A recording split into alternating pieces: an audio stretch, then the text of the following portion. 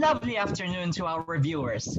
You're watching Communication 101, and I am Daniel Dulnuan, your host for today. You know what they say, great relationships are based on clarity, not mind reading. Besides, if people could read my mind, I would definitely be punched or slapped a lot. Yay, indeed. Well, don't worry, because I've got special guests with me today that will help me shed light about this issue.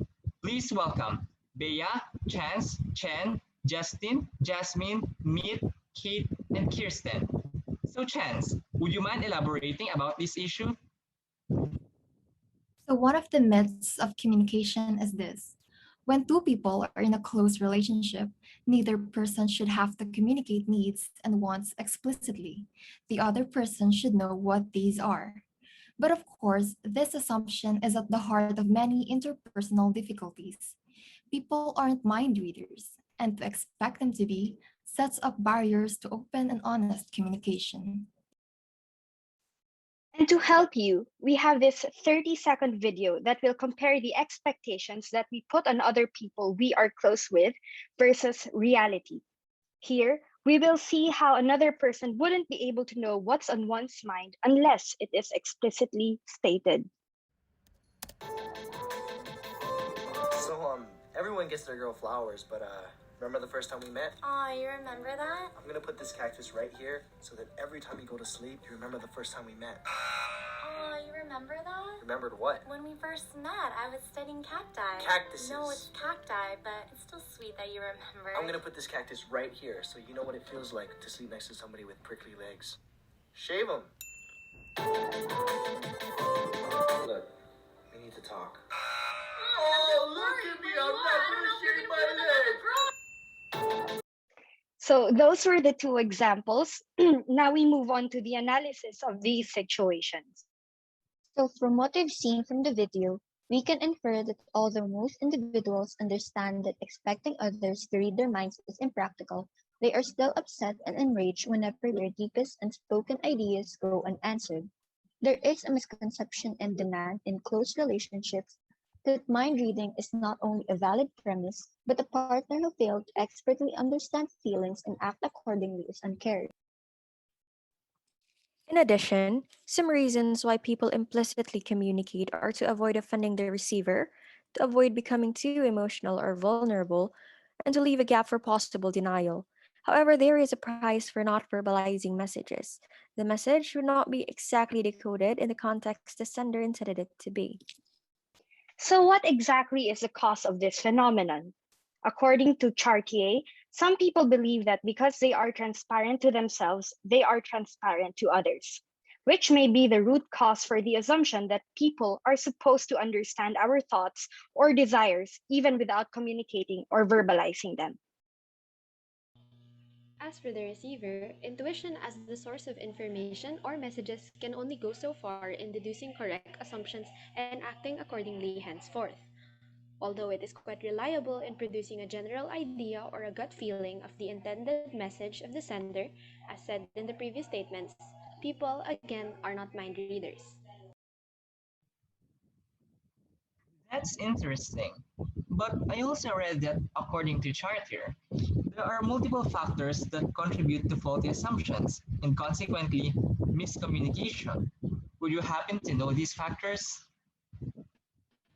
Well, to answer your question, a person's definition of message clarity, attitude, psychological frame of reference, and existing communication skills are among the factors that contribute to faulty assumptions and miscommunication.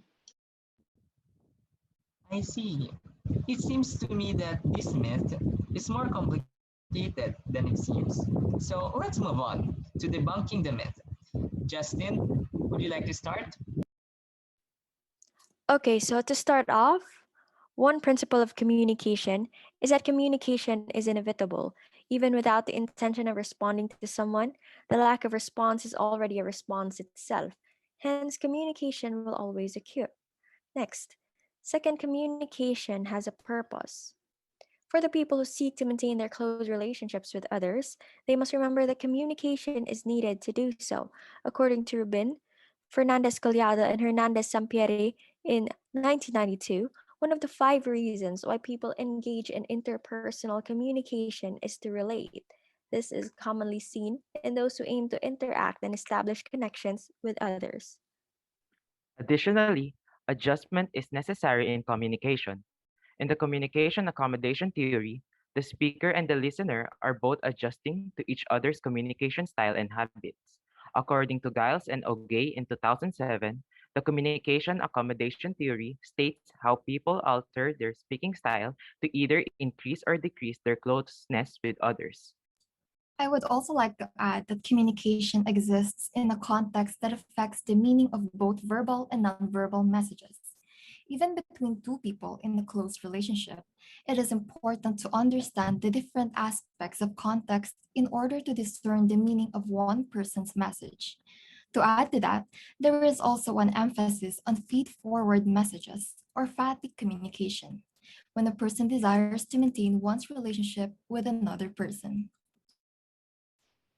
However, there must also be feedback messages in order to let the other person know whether you agree or disagree with their statement. This allows both people to adjust and accommodate each other's requests so as to attain mutual understanding. To connect what Chan said regarding nonverbal communication, nonverbal communication is vague in nature, which is why implicit communication is in conflict with explicit communication in some circumstances.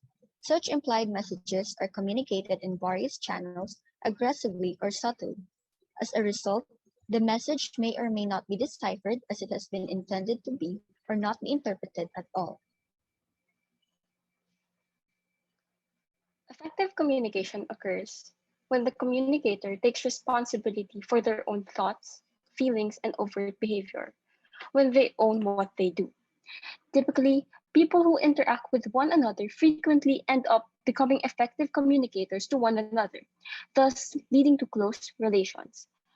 However, not with the assumption that the people who are in close relations would be able to figure out once creates a barrier between the two parties. That's true. I agree with what you all said. Healthy relationships are built over open communication of doubts, concerns, thoughts, and such towards clear understanding and problem resolution. The assumption that the other person already knows your needs and wants should not be practiced as it only results in further miscommunication and disappointment. Not only would it help meet your needs, but also promote a connected relationship. As always, we should remember that people cannot magically understand what we want or what we think unless we tell them. So that is all for today. We hope you learned something. Once again, I am Daniel Dulnuan and you're watching Communication 101. So let's now move on to our memes. The first meme shows a simple interpretation of the said myth of communication. When the man asks what's wrong, the woman does not convey her thoughts. Rather, she ends the conversation instantly. This situation would not lead to a quick and authentic resolve between the two parties because the two communicators may have a different perception of the problem. The second meme shows another interpretation of the myth. In this meme, the first person messages a hello miss to the other person, but that person leaves the message in the same status. The first person proceeds to conclude that the other person is not interested in the message in general and is already rejecting them without even hearing their reply. This situation may be stressful to both parties, especially if none of them would try to communicate their concerns and misunderstandings. That is all, and thank you for listening.